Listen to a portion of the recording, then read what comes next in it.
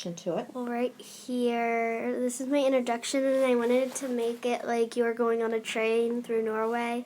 And I got the idea because of a book in Norway and a train ride. Well, it wasn't a train, a boat ride sort of thing in Disney World.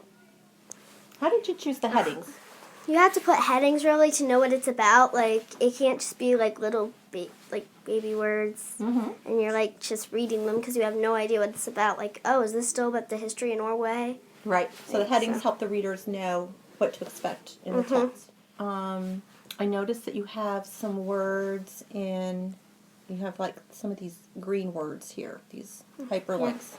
Tell me about those. Why did you pick those? Those aren't like everyday words you'll run into, like Finmark.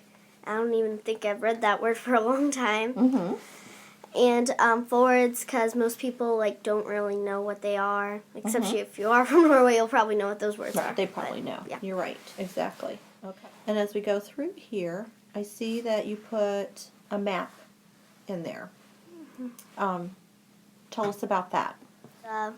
Well, like, people would be wondering where it is if you didn't have it. They're like, is it landlocked? Where is it? Is it by America? Is it not?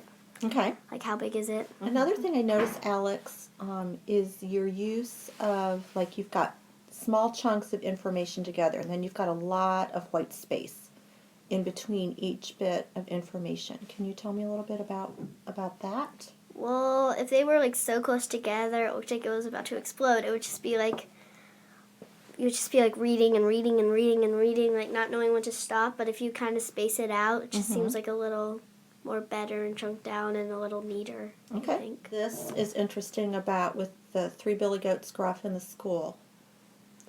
I put that there because I should have labeled it, but you kind of have to read it to know what they are, because the fairy tale Three Billy Goats Gruff takes place in Norway, and the school, I have something about school. Some schools in Norway only have 30 kids because of the small villages. And I think that this is interesting too.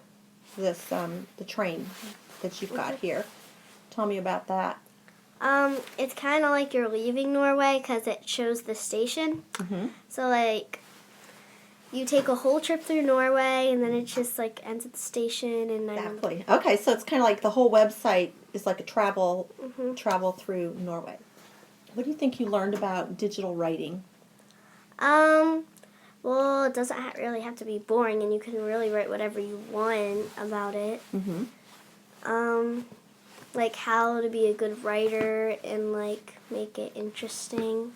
And the good thing about digital writing, like you're able to just like get pictures on, and then you can like customize it to make it your own. Because if you're just doing like pen and pencil, it can kind of get a little boring after a while. And